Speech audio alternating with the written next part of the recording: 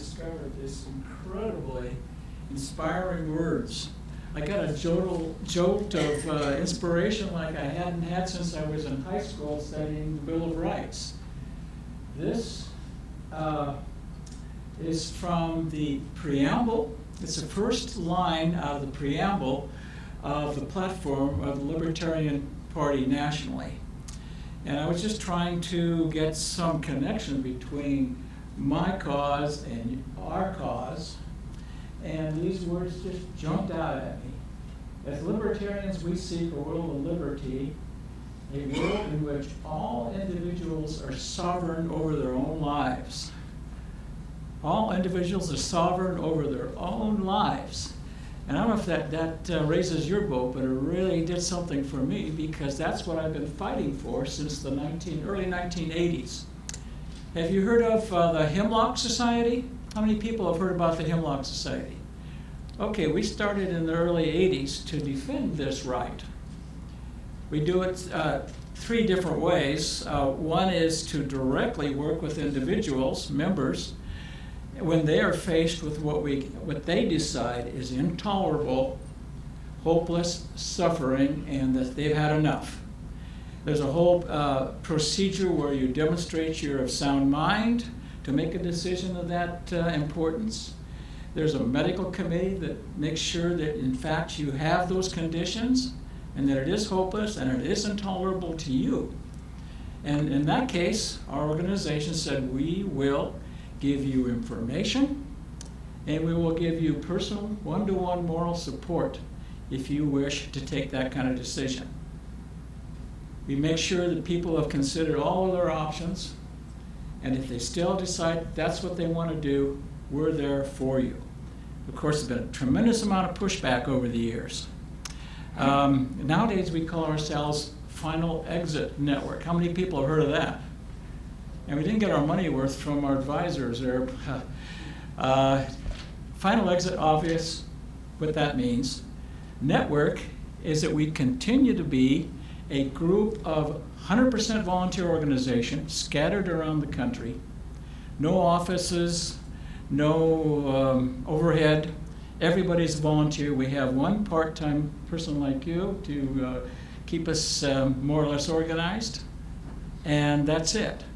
So this network continues today to work directly with people and to advocate. You said advocate. We are advocating. We were the ones that advocated first for that law of physician aid in dying that's been 19 years now in Oregon. We were right on the ground floor of that. And it was a real big learning experience. Now there are 5 states where you can ask your physician, if you are determined by 2 different physicians that you are terminal, you're facing death within 6 months, you can get some pills and you can have them there to use at your convenience if you want to check out. But you can only do that in those 5 states. You can't do it in Minnesota. And the law that we were trying to push through our legislature here didn't make it out of committee. But we'll be back again next year, right? Okay.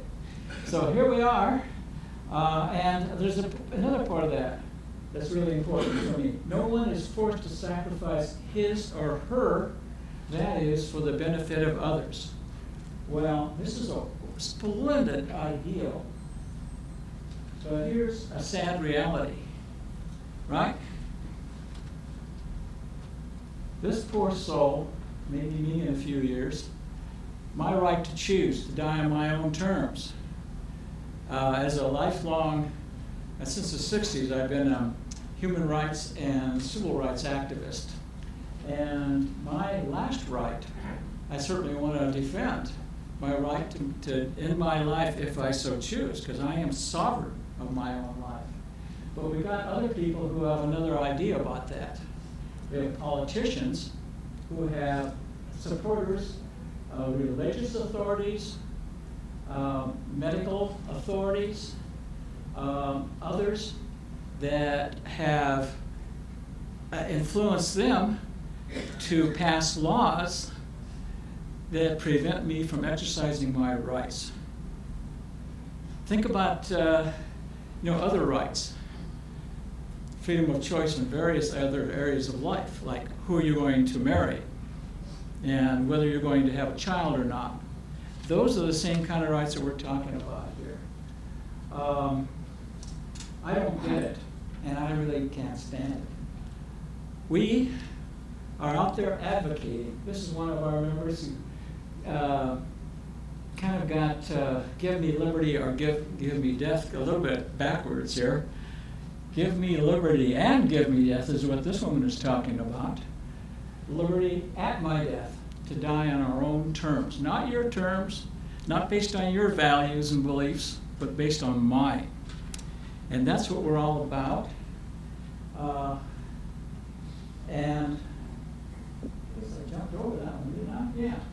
But fortunately, we live in a country where we have the freedom of speech. We can write brochures, we can make videos, we can talk to people about these issues freely and openly, right?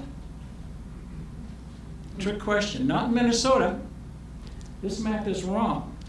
This is the only state in the United States where it is illegal by law to talk about these things personally. This is the sad reality. It is offensive, apparently, to some people who have tremendous power and influence to the point where they have a law passed in our state, the assisted suicide law. The assisted suicide law has a little line in it. In fact, we got 3 lines tossed out, but there's one line that's still there. And it says that if I give you information that you use that enables you to end your own life, there's up to 5 years in jail sentence and $30,000 fine or both. Now, our little organization of volunteers, we got hit for a $33,000 fine in August. We were convicted in Dakota County for the terrible crime. And it's worded this way. This is the book that started the whole movement. It gives practicalities of self-deliverance and assisted suicide. It's a whole book on the philosophy and the pros and cons and other alternatives, but it does have a section where it says, here's how you do it if you really insist you want to do it. And we got convicted for speech that enabled a woman in Dakota County in 2007 to use that book to look up that chapter and decide and figure out how to take her own life. Convicted for speech. So much for freedom of speech in this state, huh? 2 minutes. Got 2 minutes? Let's go. So, that's what we are. My life, my death, my choice. This is our website, and we're trying to now defend 2 essential rights. The right over my own life, the right over your life, and our right to really have honest, open conversations, information about that. Kevin mentioned that he has become active in this movement by testifying before our legislature, giving talks, chats, other things, we hope. And it takes people in this state to get behind this issue.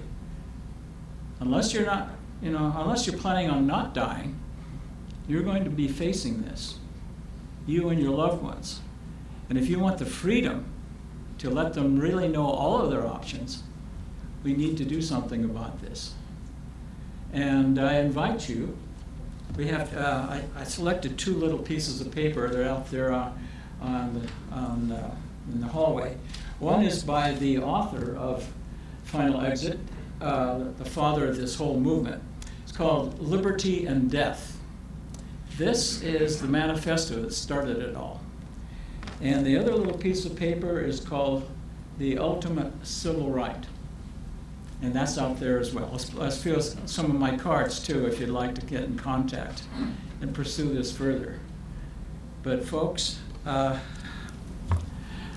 I guess I'd like to go back to that first slide, because this is what it's all about. I think you're exactly on target, but it's an ideal that needs some muscle behind. Do I have time for a question or not? Yes, we do. Yes.